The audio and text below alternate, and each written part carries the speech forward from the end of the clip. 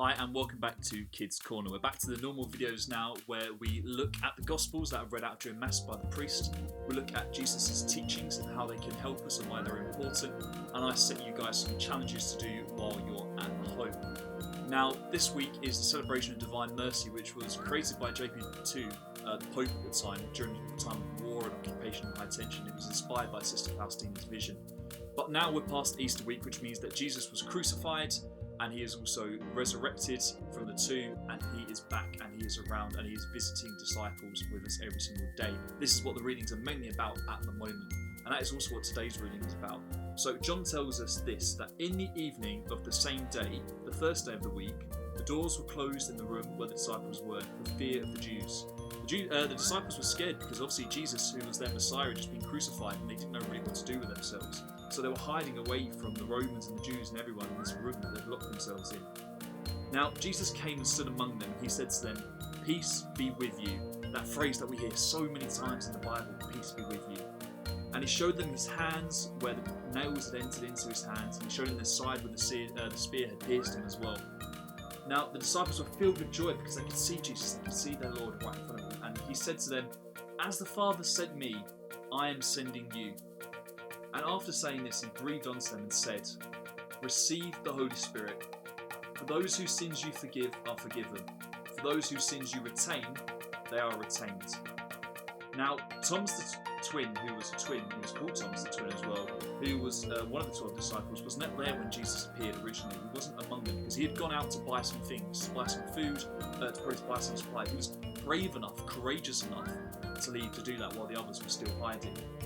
Now, when he returned, the other disciples said, "We have seen the Lord." And Thomas replied to them, "Well, unless I see the holes that the nails have made in his hands, and I can put my finger into those holes they've made, I refuse to believe."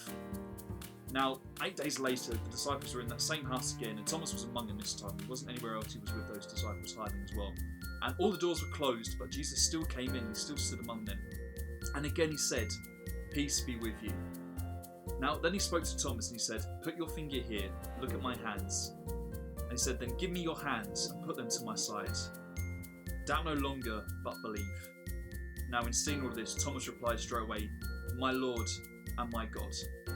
And Jesus said, "You believe because you can see me, but happy are those who have not seen and yet believe."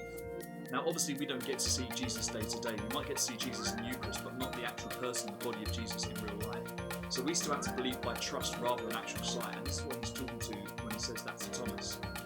Now, it continues to say that there were many signs that Jesus worked and the disciples saw, but they were not recorded in these books. They are recorded so that you may believe that Jesus is the Christ, the Son of God, and that believing this may help you through instant afterlife through his name.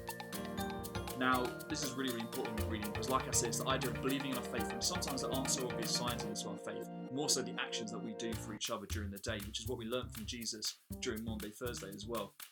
But the challenge for this week is all related to the Divine Mercy image that I mentioned at the start of the video, the vision by Sister Faustina.